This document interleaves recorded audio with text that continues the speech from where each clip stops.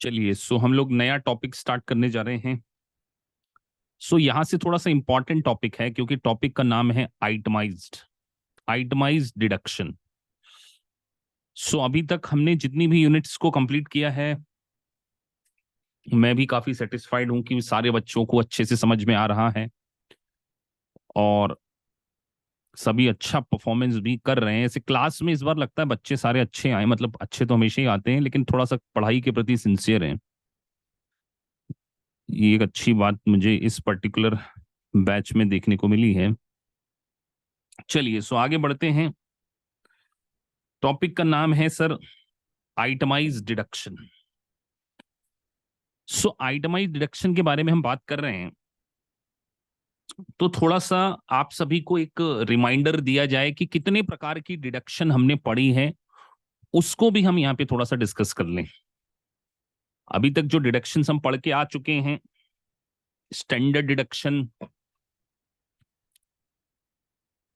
एक standard deduction हमने पढ़ ली, बिजनेस से रिलेटेड डिडक्शन हमने पढ़ ली। अभी दो डिडक्शन और पढ़ना है, आइटमाइज डिडक्शन और क्यूबीआई, क्वालिफाइड बिजनेस इनकम डिडक्शन। तो सर ये आइटमाइज जो हम पढ़ने वाले हैं, तो मैं आपसे दोनों के रिस्पेक्ट में बात करूं, स्टैंडर्ड डिडक्शन और आइटमाइज, ये अबव द लाइन डिडक्शन है या बिलो द लाइन डिडक्शन है? तो वैसे लिखा हुआ है नोट्स में बिलो द लाइन डिडक्शन। ये कौन सी है सर? Below the line. तो बिलो द लाइन का मतलब सर क्या होता है? अब आप अच्छे से समझते हैं कि एक आप निकालते थे एजीआई। एजीआई निकालने के पहले आपका क्या होता था?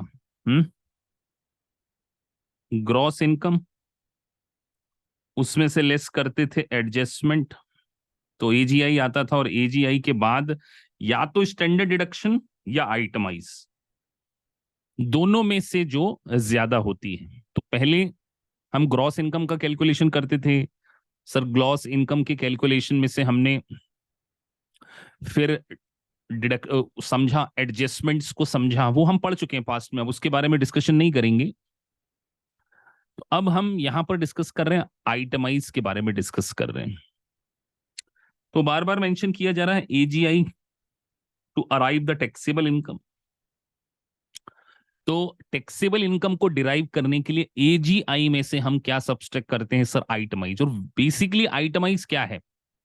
एक लिस्ट ऑफ एक्सपेंडिचर है ना, आपको स्पेसिफाइड खर्चों के नाम अभी मैं समझाऊंगा कि ये वाले खर्चे हैं, उसको अगर हम माइनस कर देते हैं तो हमारी क्या निकल के आ सकती है? टैक्सेबल इनकम का कैलकुलेशन कर सकते हैं। तो सर स्टैंडर्ड डिडक्शन हो, चाहे आइटमाइज हो, चाहे क्यूबीआई हो, ये तीनों किस में से माइनस की जाती हैं? एजीआई में से माइनस की जाती है। एजीआई माइनस या तो स्टैंडर्ड डिडक्शन करेंगे या आइटमाइज करेंगे, और उसके बाद क्यूबीआई डिडक्शन। आइटमाइज, बार बार वर्ड हम यूज कर रहे हैं, लिस्ट ऑफ एक्सपेंडिचर। तो इसके लिए शेड्यूल स्पेसिफाइड किया गया है, शेड्यूल ए। शेड्यूल ए में आपको लिस्ट ऑफ एक्सपेंडिचर बताए गए हैं, इसकी आप क्या कर सकते हैं? डिडक्शन क्लेम कर सकते हैं। तो ऑब्वियस सी बात है, अगर आइटमाइज जो आपकी है ग्रेटर देन स्टैंडर्ड डिडक्शन होगी, तो आप स्टैंडर्ड डिडक्शन की जगह आइटमाइज को क्या करेंगे? क्लेम करेंगे। सब इस बात से बहुत अच्छे से अवेयर होंगे। A tax payer must elect to itemize और नो आइटमाइज्ड। तो अगर आपके पास लिस्ट ऑफ एक्सपेंडिचर है और वो स्टैंडर्ड डिडक्शन से ज्यादा है, तो आप क्या करेंगे? उसकी डिडक्शन को क्लेम करेंगे।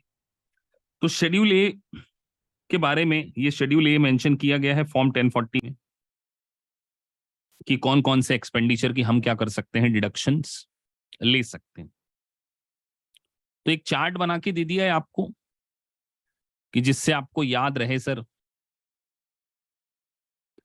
कि ये वाली डिडक्शंस, तो कंफ्यूजन आपको नहीं हो इसके लिए मुझे बताइए, आप कैसे याद रखेंगे कि ये अबव द लाइन डिडक्शन थी और ये बिलो द लाइन डिडक्शन है? कंफ्यूजन नहीं होगा आपको? कैसे याद रखोगे कि ये आइटमाइज की कैटेगरी में फॉल होती है? तो अगर आप नोटिस करें, वहां पर एचएसए आपने पढ़ा, हेल्थ सेविंग अकाउंट के रिस्पेक्ट में डिडक्शन पढ़ी, आपने अलमनी के बारे में पढ़ा, आपने IRA के बारे में पढ़ा, आपने फाइका टैक्स के बारे में पढ़ा। यहां पर अगर हम देखें तो कुछ स्पेसिफिक चीजें हैं, मेडिकल और डेंटल एक्सपेंसेस, टैक्सेस की पेमेंट, गिफ्ट और चैरिटी, कैजुअलिटी लॉसेस हो जाते हैं, इंटरेस्ट का पेमेंट है। कहीं पर भी इन्वेस्टमेंट वर्ड नहीं है। क्या इनमें से कोई भी एक्सपेंडिचर इन्वेस्टमेंट के लिए किया जा सकता है क्या? ना सर, टैक्स के लिए तो हम, टैक्स मतलब इन्वेस्टमेंट नहीं हो सकता, मेडिकल इन्वेस्टमेंट हो ही नहीं सकता, इंटरेस्ट हमने कोई मॉर्गेज लोन लिया है, हाउस लोन वगैरह लिया, वो भी नहीं हो सकता, कैजुअलिटी लॉसेस, गिफ्ट और charity, these all are not investment. तो सर अगर एग्जाम में भूल गए कि AGI में आता है या आइटमाइज में आता है, लिस्ट अगर नहीं भी याद रही तो एक वर्ड तो याद रह सकता है कि सर इन्वेस्टमेंट के पॉइंट ऑफ व्यू से जो भी एक्सपेंडिचर आप करते हैं वो आइटमाइज की कैटेगरी में फॉल हो जाते हैं। सॉरी, इन्वेस्टमेंट, जो इन्वेस्टमेंट के पॉइंट ऑफ व्यू से जो भी खर्चा करते हैं वो आपके अबव द लाइन डिडक्शन यानी कि एडजस्टमेंट की कैटेगरी में फॉल होते हैं, AGI, है ना। तो बहुत सिंपल है सर, कहाँ डिफिकल्ट है? बेजबरन सर हल्ला मचा रखा है कि डिफिकल्ट है, डिफिकल्ट है, बिल्कुल डिफिकल्ट नहीं है। आराम से कैजुअली पढ़ो इसको, काम कूल कंपोज होकर। तो सर अब आइटमाइज की डिडक्शंस के बारे में अगर हम बात कर रहे हैं तो अब हम डिस्कस करने जा रहे हैं मेडिकल एक्सपेंसेस। सबसे ज्यादा पूछा जाने वाला पॉइंट मेडिकल एक्सपेंसेस ही है कि अगर हम कोई मेडिकल एक्सपेंसेस करते हैं तो यहां पर एक लिमिट दी गई है कि 7.5% ऑफ AGI, और यहां पर एक वर्ड लिखा है, amount paid for qualified expenses that exceed 7.5% of AGI may be deducted. मतलब आपको सर पहले AGI का कैलकुलेशन करना पड़ेगा, उसका 7.5% निकालना पड़ेगा, और अगर वो क्वालिफाइड मेडिकल एक्सपेंसेस के लिए किए गए then only it will be consider as a itemized expenses that exceed 7.5% of the AGI। Sir हमने कहीं वहां पर भी कुछ मेडिकल से रिलेटेड पढ़ा था क्या? इन्वेस्टमेंट वाले में भी आपको कुछ हल्का हल्का याद आता हो? हल्का हल्का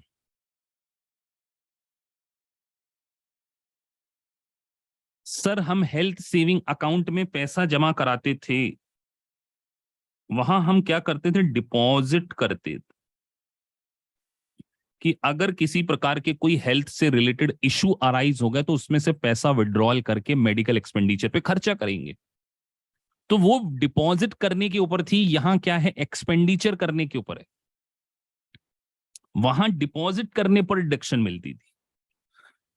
तो सर अगर मैंने HSA में से विड्रॉल करके मेडिकल के लिए एक्सपेंसेस किया, क्या दोनों जगह डिडक्शन मिल जाएगी क्या?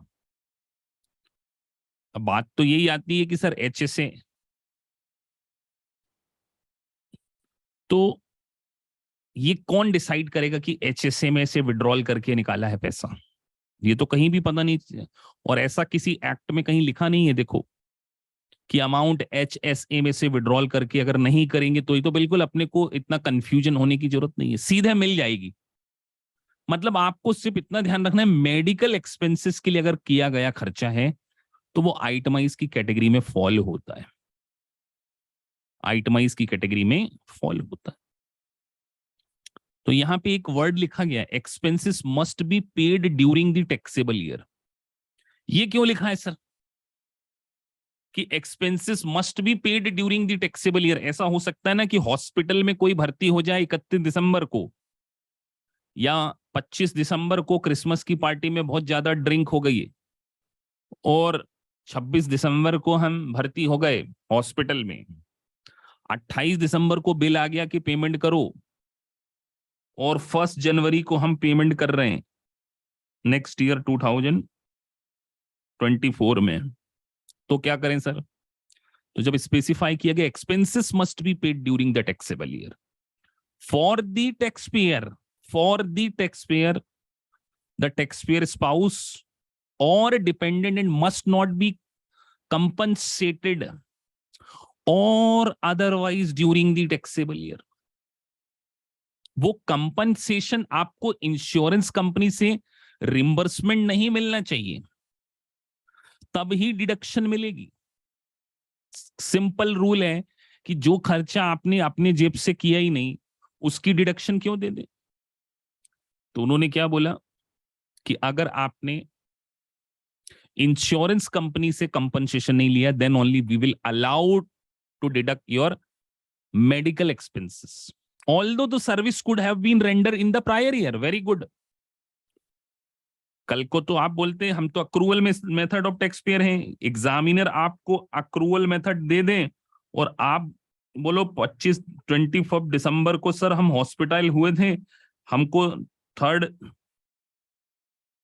जनवरी को हमने पेड किया है, तो हम तो सर अक्रूवल बेसिस पे। तो बेटा ये क्या बिजनेस की कोई डिडक्शन ले रहे हो आप? आपने इंडिया का 80C भी पढ़ा है ना, पढ़ा है कि नहीं पढ़ा? 80C इन्वेस्टमेंट लेते हो ना, लाइफ इंश्योरेंस पॉलिसी, उसमें ऐसा तो नहीं होता ना कि अभी हमने पॉलिसी को फोन करके बुलवा लिया है, एक्चुअल पेमेंट। तो जितनी भी आइटम आई अभी, जितनी भी की जगह हम ये बात ध्यान रखें, अभी मेडिकल के बारे में बात कर रहे हैं, तो मेडिकल एक्सपेंसेस जब तक आप एक्चुअली में पेमेंट नहीं करेंगे, आपको डिडक्शन नहीं मिलेगी। और very very important, prevent a physical और मेंटल डिसेबिलिटी और इलनेस, ये बड़ी इंपॉर्टेंट बात लिखी है। प्रिवेंट फिजिकल, मेंटल और इलनेस के लिए ही किया गया खर्चा। हाँ, अमित का क्वेश्चन है कि सर एक्सपेंसेस $10,000 था, इंश्योरेंस कंपनी ने $3,000 हमको वापस दे दिया, तो वी कैन क्लेम ओनली 7,000। तो हम यहां पर केवल 7,000 के ही एक्सपेंडिचर को क्या करेंगे, डिडक्शन ले लेंगे। अब यहां पे लिखा है मेडिकल एक्सपेंसेस, ना कि मेडिकल प्रीमियम। अभी आगे पूरा पढ़ेंगे, पूरा पढ़ने के बाद डिसाइड करेंगे ना हम आपसे। जो क्वेश्चन कई स्टूडेंट ने पूछ लिया, सर क्या प्रीमियम की भी डिडक्शन मिल जाएगी क्या? अभी पूरा सेक्शन कंप्लीट होने दो, फिर आपसे ही पूछूंगा, आप ही बताना कि ये बात आई है कि नहीं आई। तो इसको भी होल्ड डाउन। सर अभी हम थे प्रिवेंट फिजिकल और मेंटल डिसेबिलिटी और इलनेस, मतलब sir beauty treatment, plastic surgery करा रहे हैं, ब्यूटी ट्रीटमेंट करवा रहे हैं, उसकी डिडक्शन नहीं मिलेगी। प्रीमियम के बारे में अभी बात करेंगे कि सर मेडिकल प्रीमियम ले ली तो क्या मिल जाएगी क्या। अभी तो हम मेडिकल एक्सपेंसेस के बारे में बात कर रहे हैं। ठीक है सर, अभी 2-3 बातें आपने बोली, प्रिवेंट फिजिकल और मेंटल इलनेस के लिए होना चाहिए, then only we can claim medical expenses. अब एक स्टूडेंट पूछ रहे सर हॉस्पिटल में तो डेली डिपॉजिट होता है, my question is that 25th admitted in hospital and discharge on 26 जनवरी। अब एक इनका क्वेश्चन और भी वैलिड है, चलो आप ही बताओ। 25 जनवरी को, सॉरी दिसंबर को एडमिट हुए, 3 जनवरी को सर हमने डिपॉजिट किया,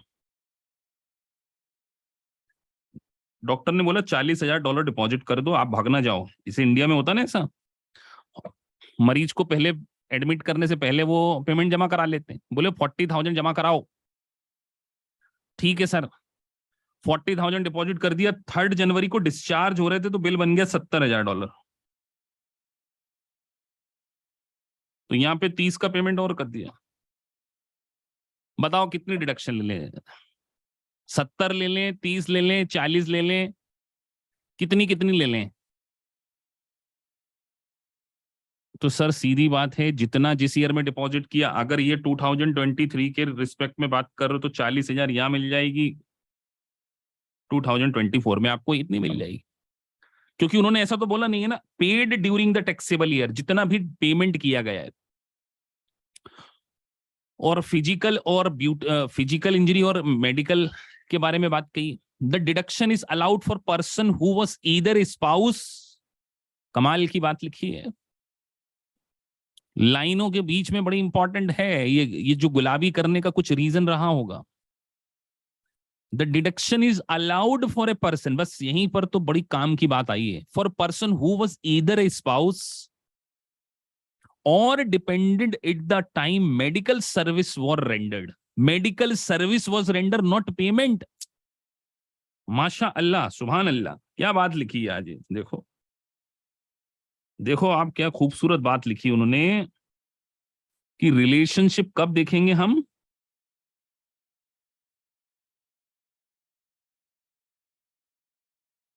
the deduction is allowed for the person who was either a spouse or dependent at the time medical service were rendered or at the time expenses was actually paid। मतलब sir या तो service के time पर relationship होना चाहिए या payment के time होना चाहिए। मतलब सर ऐसा सोचिए, ऐसा ना किसी के साथ हो, 25 दिसंबर को भाई साहब की वाइफ थी, उनने खूब ड्रिंक कर ली, अब अमेरिका में कर लेते हैं, इंडिया में भी कर लेते हैं, और इतनी ड्रिंक कर ली कि हॉस्पिटलाइज हो गए। 28 दिसंबर तक इनका इलाज चला, 1 जनवरी को, या 1 जनवरी नहीं लेते क्योंकि तलाक में टाइम लगता है ना, तो थोड़ा एक आर्टिफिशियल सिचुएशन बना रहे हैं। 30 जून को नेक्स्ट ईयर डाइवोर्स हो जाता है और पेमेंट किया जा रहा है। हस्बैंड बोल रहा है ठीक है यार, अब पेमेंट कर देता हूं मैं, वाइफ तो थी ना एज ए ह्यूमैनिटी ग्राउंड पे, लेकिन अब 30 जून को वाइफ नहीं है, वो पेमेंट किया है 30 जून को। बताइए डिडक्शन मिलेगी कि नहीं मिलेगी?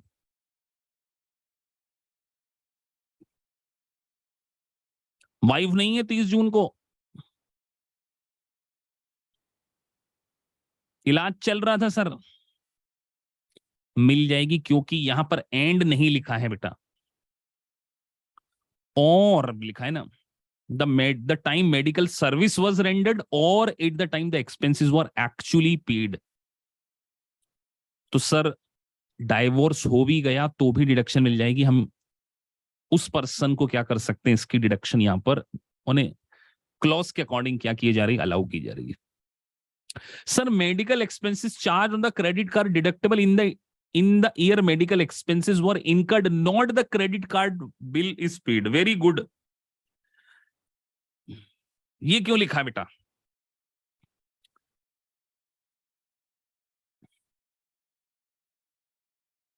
अब आप बोलोगे कि सर इसमें क्रेडिट कार्ड पेड, मतलब सोचो, फिर दिसंबर का एग्जाम, बार बार मेरे दिमाग में दिसंबर का ही एग्जाम्पल आ रहा है ताकि आप लोग ज्यादा, 25 दिसंबर, और ये है यहां पर हमने हॉस्पिटल में क्रेडिट कार्ड को क्या कर दिया, क्रेडिट कार्ड से पेमेंट कर दिया है, लेकिन क्रेडिट कार्ड का जो बिल आया वो हमारे पास नेक्स्ट ईयर आया 20 जनवरी।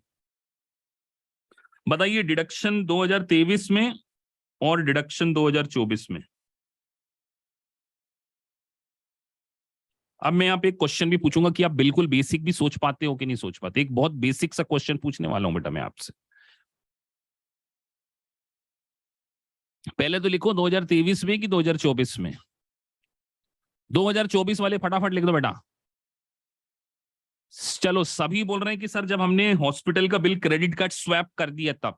चलो मैंने बिल पेमेंट ही नहीं किया, क्रेडिट कार्ड में तो डिफॉल्टर कर दिया, क्रेडिट कार्ड का पेमेंट नहीं कर दिया, करा मैंने, डिडक्शन मिलेगी कि नहीं मिलेगी?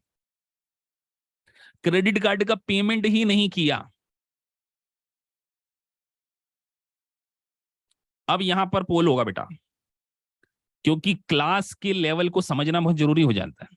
अब यहां पर मुझे मजबूरी में पोल, जो वीडियो देख रहे हैं उनको नहीं दिखता है, लेकिन मुझे यहाँ पे करना पड़ेगा पोल, क्योंकि मैंने यहाँ पर एक बहुत ही सिंपल सा क्वेश्चन आपसे पूछा है और मैं ये देखना चाहता हूं कि क्रेडिट कार्ड का पेमेंट हमने नहीं किया है बेटा।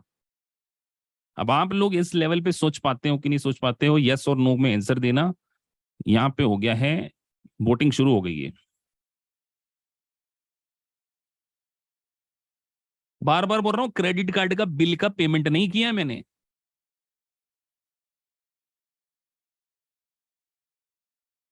बड़ा जल्दी आंसर दे दो, फटाफट, है ना, इतना समय मत, टाइम इज मनी।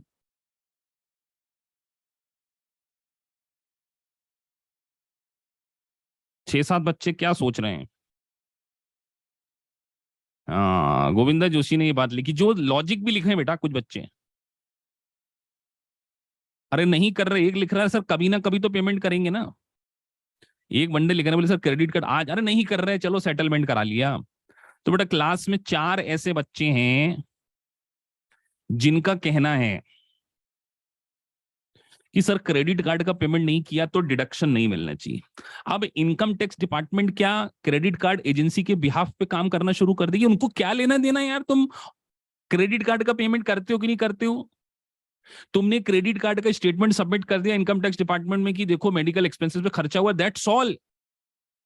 उनको क्या लेना देना कि तुम बैंक को पेमेंट दे रहे हो कि नहीं दे रहे हो? क्या वो बैंक से जाके पूछे? वो तो पागल हो जाएंगे, ऐसे एक एक बंदे के क्रेडिट कार्ड के स्टेटमेंट ही खंगालते रहेंगे, कितने सारे खर्चे आप क्रेडिट कार्ड से करते हो। तो ऐसा कुछ भी नहीं है बेटा। अब कई बच्चे बोलते सर यहाँ पे 2023 में मिल जाएगी, नहीं बेटा, 2000 सॉरी 2023 में ही मिलेगी, 2024 में नहीं मिलेगी। यहां पर नहीं मिलेगी, डिडक्शन आप 2023 में ही क्लेम कर लोगे, डिपार्टमेंट को कोई लेना देना नहीं आप क्रेडिट कार्ड से क्या कर रहे हो। तो अनसिक्योर्ड लोन हो सिक्योर्ड लोन हार्डली मैटर्स, लेकिन not when the credit card bill is paid. तो सर यहां पर टाइम बड़ा इंपॉर्टेंट था जो हमने पढ़ा कि क्रेडिट कार्ड का पेमेंट नहीं, एक्सपेंसेस वर इनकर्ड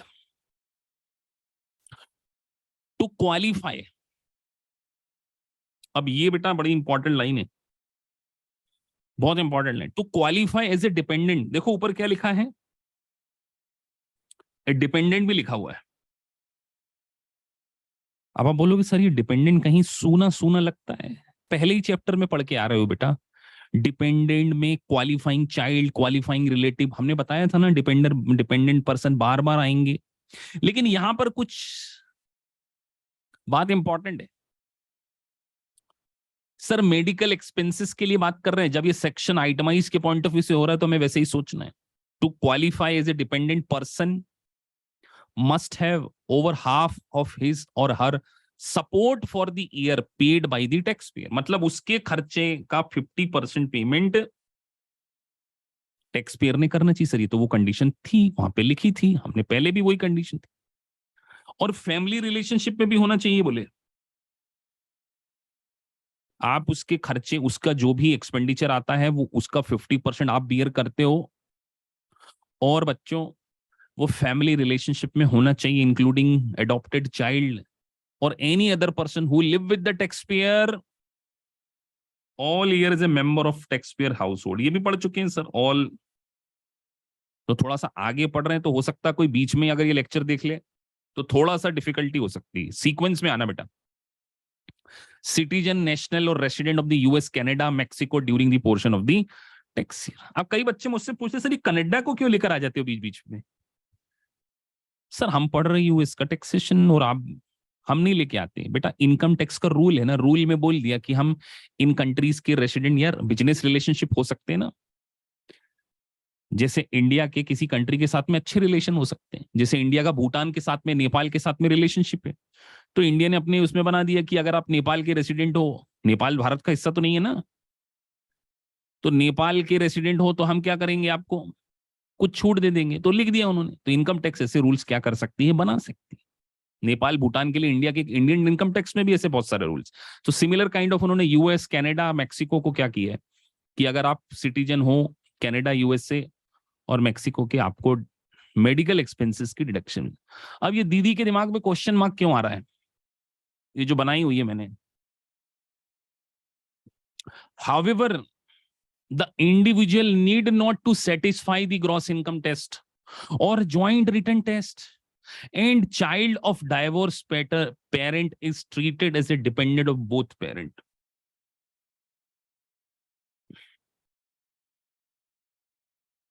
ये जो बेबी डॉल हैं इनको क्वेश्चन मार्क क्यों आया है, ये जो ये किसी ये जो ये पॉइंट मैंने क्यों बनाया है यहाँ पे?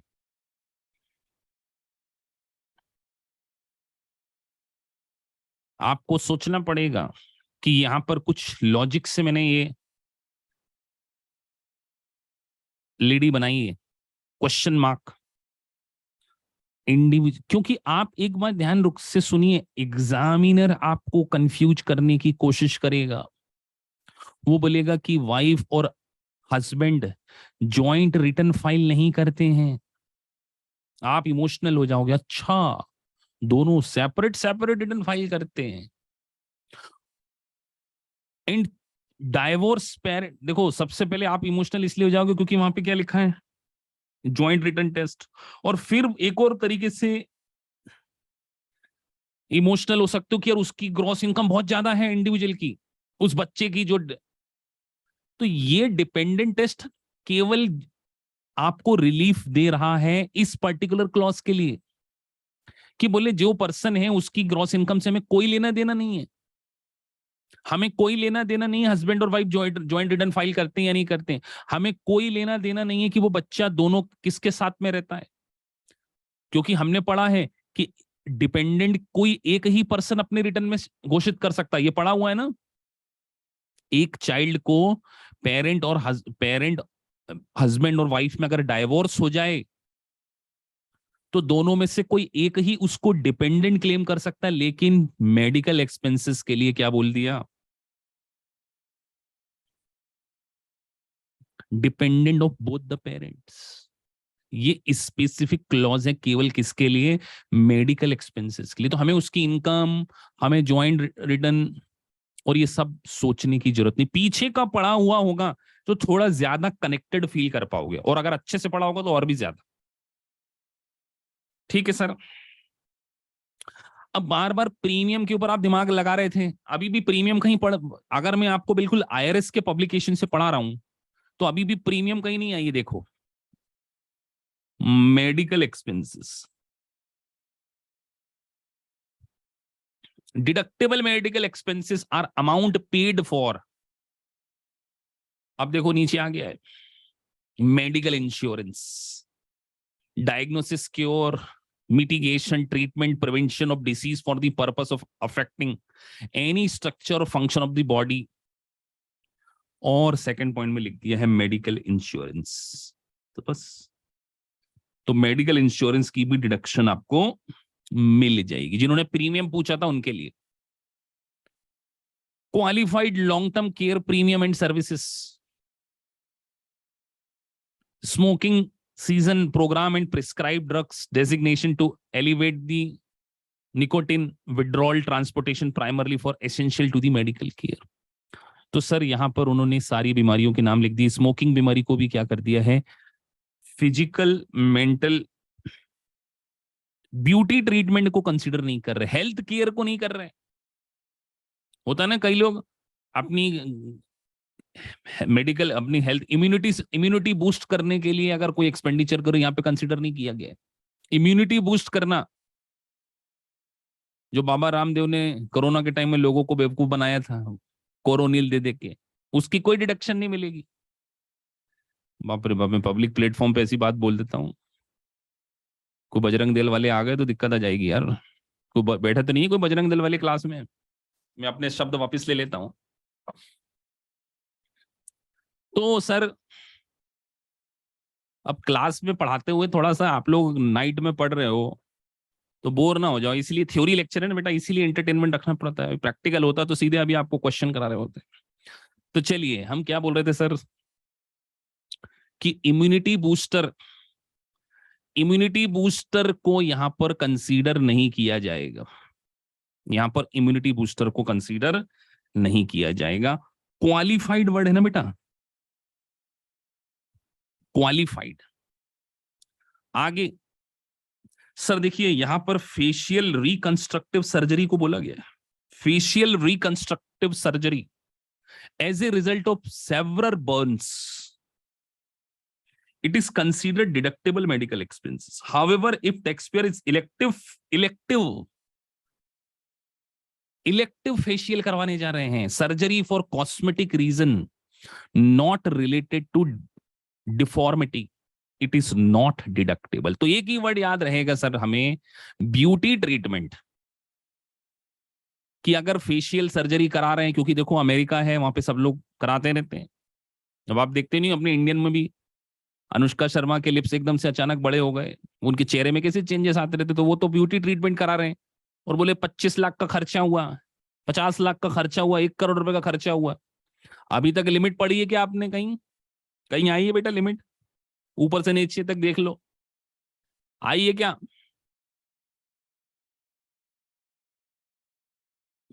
कहीं आई है लिमिट? अभी तक तो नहीं आई है, तो याद रखने की बात नहीं है। तो सर इनकम टैक्स डिपार्टमेंट बड़ा समझदार है, उन्होंने साफ बोल दिया कि इलेक्टिव फेशियल सर्जरी नहीं होना चाहिए, तभी हम आपको क्या देंगे, इसकी डिडक्शन देंगे। अभी डॉक्टर साहब क्यों आ गए बीच में? डॉक्टर साहब कहना चाहते हैं कि professional service physician, surgeon, dentist, और ये क्या लिखा है, क्रिप्टोक्रेटर्स, मैं नहीं जानता क्या है ये सब नाम लिखे आप, साइकोलॉजिस्ट, सबकी मिल जाएगी, क्योंकि मेंटल भी आया था वहां पे, मेंटल भी। प्रोफेशनल कैपेसिटी होनी चाहिए, नहीं तो मसाज पार्लर में जाके मसाज कराई बोले, उसकी डिडक्शन ले लेंगे। अब आप बोलोगे सर वो भी तो प्रोफेशनल सर्विसेज है, हाथ पैर दुखते रहते थे, डॉक्टर का प्रिस्क्रिप्शन रिक्वायर्ड होगा उसमें, कि रात को नींद नहीं आती थी हमें, तो हमने बोला कि चलो अब फिजियोथेरेपी करा लेते हैं। तो if it is prescribe by the doctor, जो फिजिशियन है, जो प्रिस्क्रिप्शन होगी, तो उसकी डिडक्शन यहां पर मिल जाएगी। तो ये बीमारियों के नाम आप देख लेना, क्या क्या इनको बोलते हैं। गायनाकोलॉजिस्ट, किसी ने पूछ लिया सर प्रेगनेंसी की मिलेगी क्या, पिछली बैच में पूछा था। अब ये बताओ कि क्या प्रेगनेंसी कोई बीमारी है बेटा? कहीं लिखा है? वहां पे क्या लिखा है? क्या लिखा है? प्रिवेंट फिजिकल और मेंटल और डिसएबिलिटी और इलनेस, तो कोई बीमारी थोड़ी है वो, तो उसकी कोई डिडक्शन नहीं मिलेगी। तो यहां पे आपको ये भी ध्यान रखना है, नहीं तो एग्जामिनर को सब पता है कि आप ऐसा सोच सकते हो, अच्छा वो आपको दे देंगे गायनाकोलॉजिस्ट। अब आपने तो साइकोलॉजिस्ट पढ़ा था, और थोड़ा सा हो सकता है किसी की इंग्लिश कमजोर हो तो बोले गायनाकोलॉजिस्ट क्या होता है। एक क्लास में स्टूडेंट था, बोले सर वो गले वाले की दवा, लिटरली बोल रहा हूँ, ये मजाक के रूप में मत लेना। पिछली क्लास में वो मैं थोड़ा वो ऑडियो मैंने ओपन रखा हुआ था, उसमें मैंने पूछा गायनाकोलॉजिस्ट की मिलेगी कि नहीं, बोलो, तो एक स्टूडेंट इमीडिएटली बोला सर गले में तकलीफ होगी तो क्यों नहीं मिलेगी, गले में भी तो बीमारी हो सकती है। तो अब फिर मेरे को उसको गायनाकोलॉजिस्ट की भेजनी पड़ी कि बेटा अभी तुम शादीशुदा नहीं होगे, इसलिए तुमको पता नहीं है। तो गायनाकोलॉजिस्ट के चार्जेस की डिडक्शन नहीं मिलेगी, पहली बात तो ये ध्यान रखना। तो ये सब अपने को छोटा मोटा बेसिक नॉलेज भी होना चाहिए। Medical expenses deduction is not allowed for paid of any activity treatment designed merely to improve individual general health और sense of wellness। बड़ा कमाल का वर्ड लिखा, सेल्फ। सर कॉन्फिडेंस बूस्टर चाहिए हमें। बच्चा एग्जाम में कॉन्फिडेंट नहीं फील करता है, जॉब बार बार छोड़ के आ जाता है, उसका कॉन्फिडेंस नहीं है, वो डिप्रेशन, डिप्रेशन एक बड़ा वर्ड होता है। यहां लिखा है सेंस ऑफ वेलनेस और improve individual general health is not allowed even if recommended by the physician. बड़ी इंपॉर्टेंट बात है ये, जनरल हेल्थ को यहां पर कंसीडर नहीं किया गया। वेट लॉस बताइए मिलना चाहिए कि नहीं, चलो इसको हटा देते हैं। वेट लॉस है क्या? नहीं, ये लाइन नहीं डाली होती मैंने, मिलना चाहिए कि नहीं मिलना चाहिए। वेट बढ़ जाना कोई बीमारी नहीं है, वो तो आप अपने को फिट रखने के लिए खर्चे कर रहे हो। कल को फिर बोले सर वेट गेन के लिए भी मिलना चाहिए deduction. Participation in the health club, weight loss institution, such expenses may be deductible, may be, if the service are prescribed by physician who provides written statement that they are necessary to alleviate physical or mental defect or illness। कई बार जैसे female में PCOS हो जाता है तो doctor recommend करते हैं कि आपको वेट लॉस करना पड़ेगा। आप बताइए रिडक्शन मिलेगी कि नहीं? पीसीओएस एक बीमारी होती है, मेरे को एग्जैक्टली तो आइडिया नहीं, मैंने कहीं पेपर में पढ़ा था। तो क्या करें सर उनको?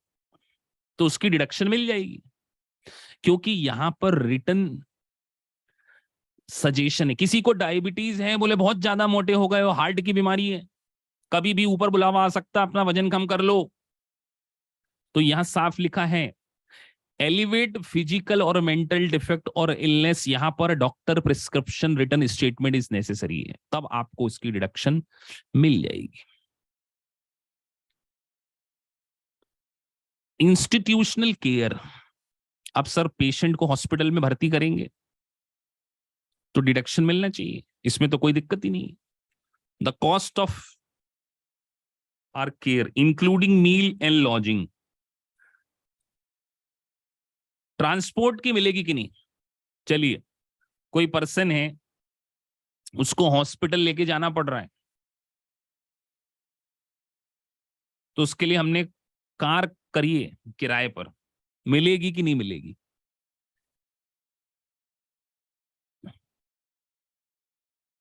कितनों को लगता है यस? अब आप लोग गेस वर्क कर रहे हो यहाँ पे, क्या वो मेडिकल के लिए खर्चा है? अभी इसके बारे में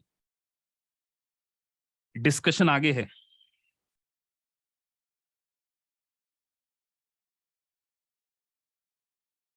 ट्रेवल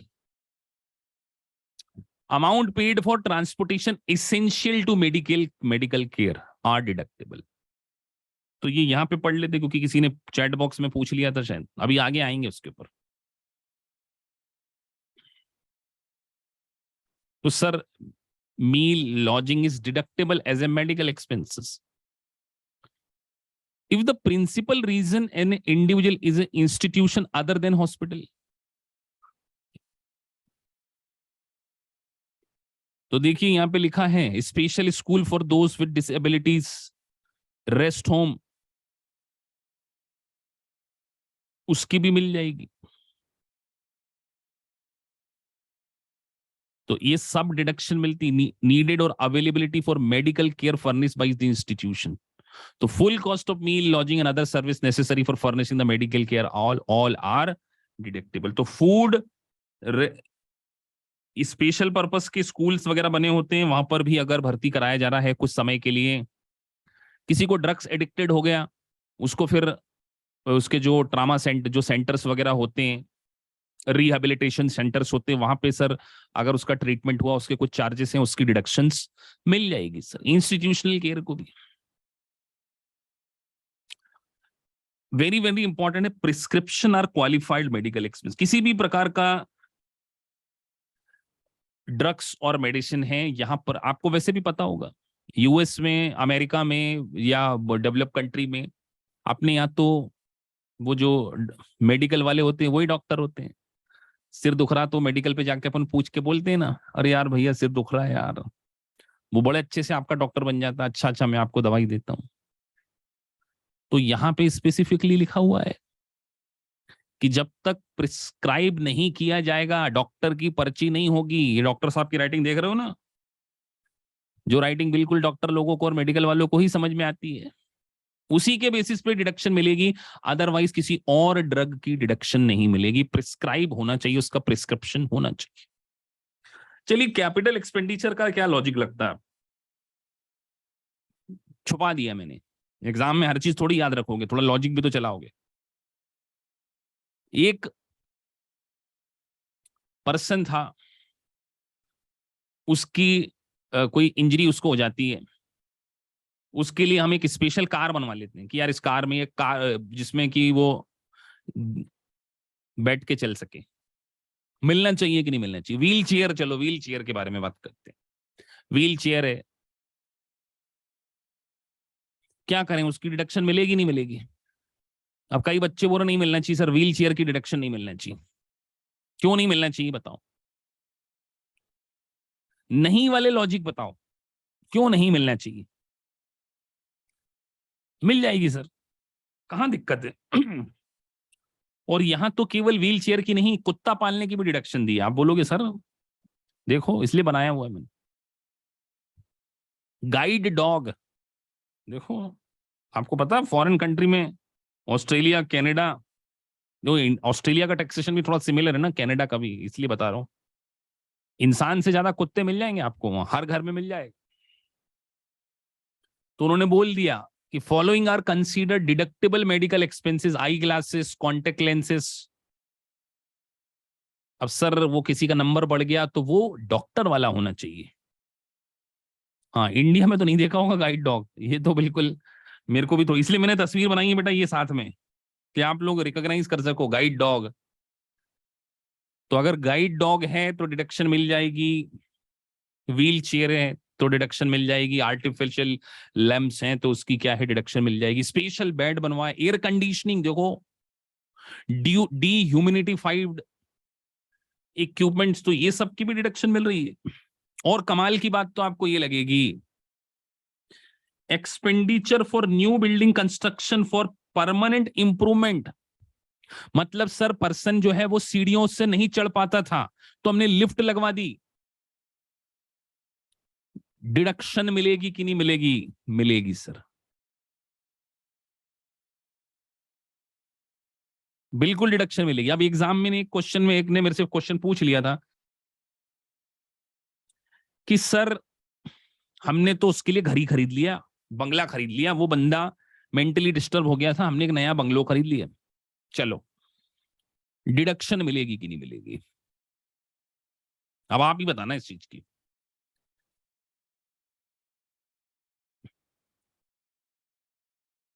भावुक होके सब बोल देंगे अरे बंगला खरीद दिया, बेटा बंगला की डिडक्शन नहीं मिलेगी, बंगले की डिडक्शन नहीं मिलेगी क्योंकि न्यू बिल्डिंग कंस्ट्रक्शन और परमानेंट इंप्रूवमेंट लिखा है, बाइंग ऑफ न्यू हाउस कहां लिखा है? कहां लिखा है? कंस्ट्रक्शन लिखा है। एक उसी में बोले बंगला खरीद लिया, बिल्डिंग कंस्ट्रक्शन मतलब ऐसा नहीं कि नई बिल्डिंग बना रहे हैं, वो कंस्ट्रक्शन का मतलब ये मत समझना वो इंप्रूवमेंट है।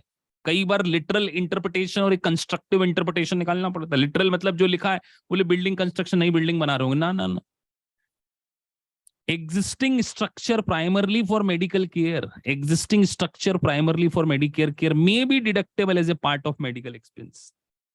तो अगर किसी प्रकार का कोई टेम्परेरी स्ट्रक्चर बनाया जा रहा है कि वो पर्सन, अब हो सकता है दादाजी ऊपर नहीं चढ़ सकते सीढ़ियों पे, तो बेसमेंट पे उनके लिए खुली हवा आते रहे, या वो बेसमेंट में रहते थे तो यार बोले इनको ग्राउंड फ्लोर पे शिफ्ट कर दो, वहां बढ़िया हवा आएगी इनके लिए, ताजी हवा बहुत जरूरी है इनके जीने के लिए, मिल जाएगी डिडक्शन। एक इंपॉर्टेंट वर्ड यहाँ पे एक ब्लू करके लिखा हुआ मैंने, excess of cost permanent improvement over the increased value is deductible expense। मतलब आपने कोई एक्सपेंडिचर किया, उससे, ऐसा सोचो, यहां मैंने नीचे एग्जांपल दिया है कि आपने $30,000 का एक्सपेंडिचर किया, आपने लिफ्ट लगा दी। अब जैसे ही आपने 30,000 की लिफ्ट लगाई, आपके घर की कीमत $10,000 से और बढ़ गई, जो आपका जो घर की ओवरऑल कीमत $500,000 थी, अब ये लिफ्ट लगाने भर से 5,10,000 हो गई। कितने की डिडक्शन? तो उन्होंने बोला the excess of cost of permanent improvement over increase of the value. तो सर इंक्रीज तो 10,000 हुआ है, खर्चा हमने 20,000 का किया है, 30,000 का किया है, सॉरी, एक्सपेंडिचर हमारा 30,000 का है और इंप्रूवमेंट केवल 10,000 का है, तो हम 20,000 की आपको क्या दे देंगे, यहां पर आपको डिडक्शन प्रोवाइड कर देंगे। 20,000 की आपको क्या मिल जाएगी? तो जो आप लोग बच्चे बोल रहे थे कि सर बंगला खरीद लें, although the cost of capital assets is not deductible, cost of operating maintaining the assets may be deductible when asset is operated primarily for medical care। construction of entrance exit ramps to those with disability, installation of elevators, vending of doorways or lowering of kitchen cabinets और equipment में each qualify, कहीं भी buying of new bungalow नहीं लिखा है। तो यहां पर बेटा 20,000 की डिडक्शन मिलेगी, आई गेस सबको समझ में आ गया होगा। 30 की नहीं मिली होगी, मैंने एग्जांपल दी है, नीचे एग्जांपल भी दिया एक और। Billy had a bypass heart surgery February 2022. At the advice of doctor, he had an elevator installed in his home so that he would not have climbed the stairs. तो उसको सीढ़ियां ना चढ़ना पड़े, इसके लिए डॉक्टर ने उसको सजेस्ट किया कि अपने घर में एलिवेटर्स लगवा लो। तो उसकी कॉस्ट आई थी $5,000। खर्चा कितना आया सर? $5,000। और उसके लगाने भर से होम की वैल्यू $2,500 बढ़ गई। तो यहां पर उसको $2,500 का ही क्या मिलेगा?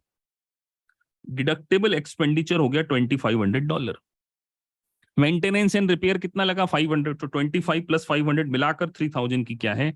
तो 500 प्लस 2,500 ऐसे मिलाकर हमने 3,000 की क्या की है, उसको डिडक्शन प्रोवाइड कर दी। तो कहीं भी बंगलो एंड ऑल सारी चीजें नहीं, कोई लिमिट नहीं आ रही है यहां पे। अभी तक आप नोटिस कर रहे हैं, there is no limit. Sir travel expenses include the transportation cost of traveling to warm climate on a doctor order to elevate specific chronic element. तो सर अगर ट्रेवलिंग एक्सपेंडिचर किए जाते, अब वहां सर वार्म लिखा है तो कोल्ड मत, वहां कोल्ड, सर किसी को कोल्ड में जाने की सजा दी वो दे दिया, ऐसा कहीं सुना है आपने? वार्म ही क्यों लिखा है कि जाओ कश्मीर में रह के आओ? क्योंकि अमेरिका का टैक्स पड़ रहा हो बेटा, अमेरिका में बड़ी ठंड पड़ती है। कुछ न्यू कौन सा वो है यार, मेरे रिलेटिव रहते हैं कैलिफोर्निया है, कि न्यू जर्सी है जहाँ बहुत बर्फ, -डिग्री में टेम्परेचर पड़ जाता है।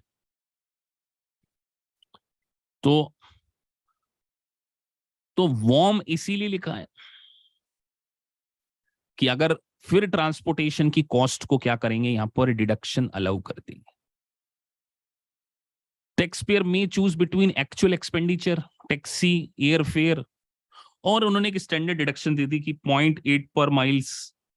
बेटा याद रखने की जरूरत नहीं है कि सर दिसंबर में इतना लिखा था, 2023 में इतना हो गया था। सिंपल है सर, ट्रेवलिंग की खर्चा मिल जाएगा, plus parking cost and told and parking का मिल जाएगा। अब लॉजिंग के लिए एक बड़ा इंपॉर्टेंट वर्ड है, मैं आपको एग्जांपल पूछता हूं आपसे। एक पेशेंट को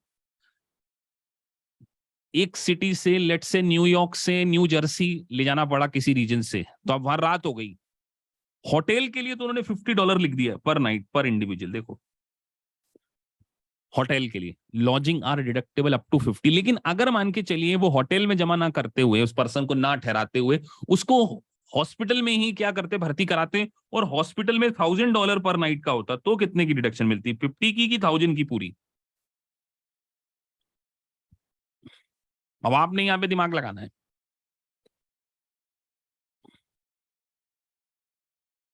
कई बोलेंगे $50। बेटा उन्होंने बोला लॉजिंग के लिए हम $50 का खर्चा देंगे, कल को आप 5 स्टार होटल में रुक जाओ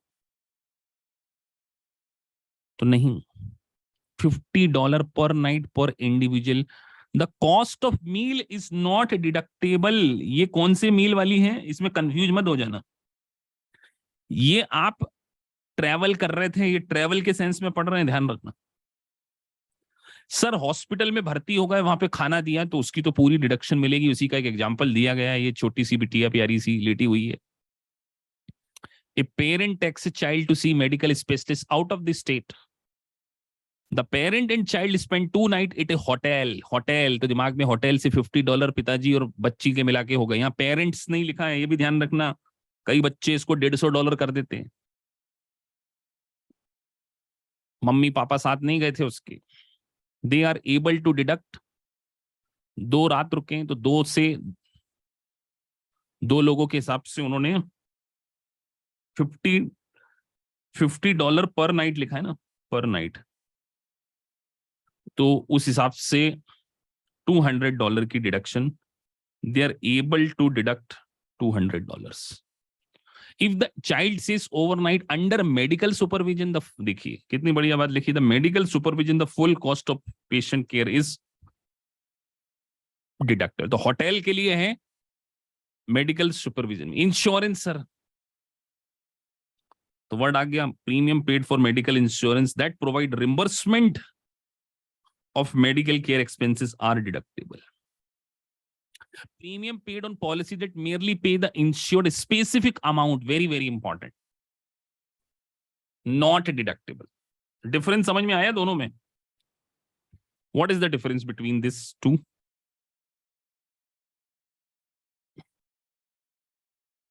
ऐसी पॉलिसी लिए जहां बोलते हैं कि अगर बीमार हो गए तो हर महीने $30,000 का पेमेंट करेंगे, क्योंकि अब आप काम नहीं कर पा रहे हो, तो ये कोई खर्चा थोड़ी है, ये तो स्पेसिफाइड अमाउंट है।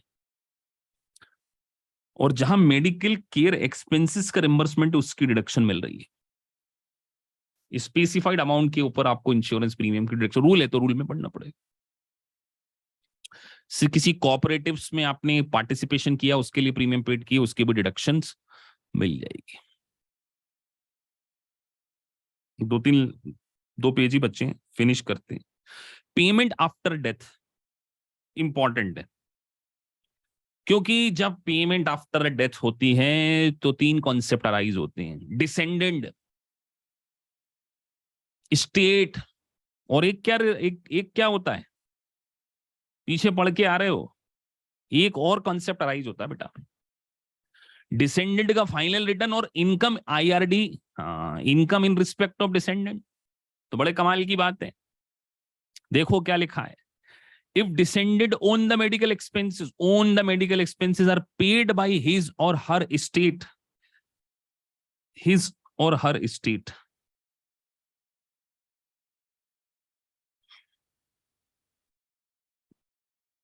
his or her estate within 1 year beginning of the day after the descendant death। तो अगर उसकी प्रॉपर्टी, स्टेट मतलब उसकी प्रॉपर्टी से पेमेंट किया जा रहा है, तो डिसेंडेंट के फाइनल रिटर्न से may be deducted on the descended tax return for the year। Alternative choice भी दी गई है, state can deduct medical expenses A claim against the state. ये समझते हो ना? वैसे बहुत बार मैंने बता दिया है, डिसेंडेड का रिटर्न और स्टेट, तो फेडरल टैक्स पर्पस। अब जिन्होंने थोड़ा सा पीछे पड़ा हुआ, वो ज्यादा कनेक्ट फील कर पा रहे होंगे बेटा, जो अगर आज की क्लास में बैठे हैं वो थोड़ा सा डिस्कनेक्ट फील कर सकते हैं स्टेट से, लेकिन मेरी मजबूरी है कि मैं इसको अभी ये दोबारा नहीं समझा सकता, क्योंकि हम ऑलरेडी समझ चुके हैं। तो इतना ध्यान रखना, स्टेट और डिसेंडेंट का रिटर्न दोनों फर्क होता है।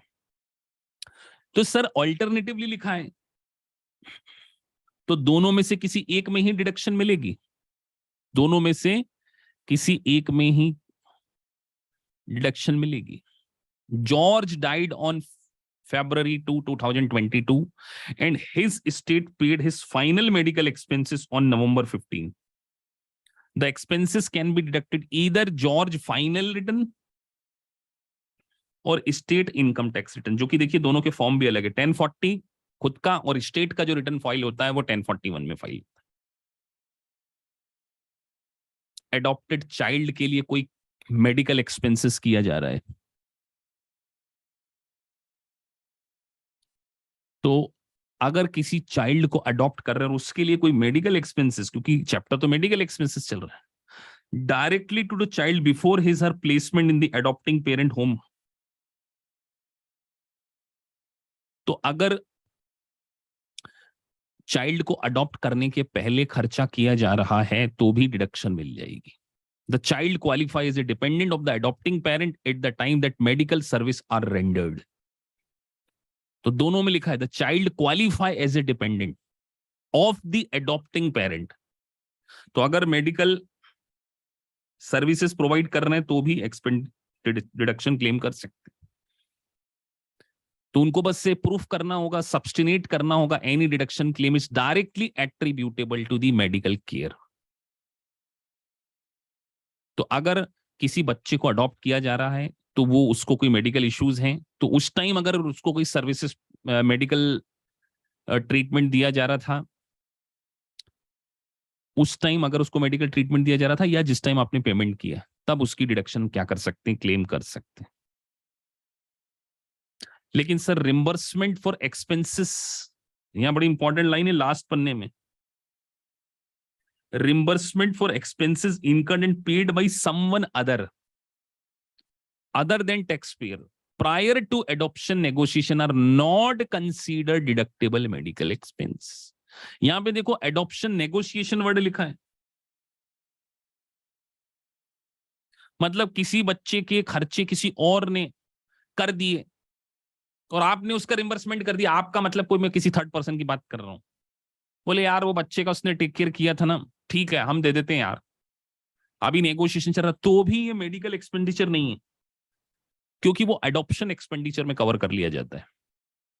तो reimbursement for expenses incurred and paid by someone other than tax payer prior to adoption negotiation are not consider deductible. तो ये इंपॉर्टेंट लाइन है, इसको कंसीडर नहीं किया जाएगा। और यहां पर आइटमाइज का पहला पार्ट हमारा मेडिकल ट्रीटमेंट क्या होता है। कुछ भी नहीं करना है आपने, केवल पॉडकास्ट जैसे कान में लगा के म्यूजिक सुन लो इसका। फॉरेन चाइल्ड का यहाँ पे ऐसा कोई क्लॉज नहीं है कि फॉरेन चाइल्ड भी अडॉप्ट कर सकते हैं, ऐसा क्लॉज यहाँ कहीं मेंशन नहीं किया गया है कि medical expenses should be for the US citizen, तो इट इज फॉर ऑल। सो अब आप इसको एज ए पॉडकास्ट जैसे सुन लो बेटा, सच बोल रहा हूं, सब कुछ समझ में आपको आ जाएगा और कुछ भी आपको पढ़ने की जरूरत नहीं है।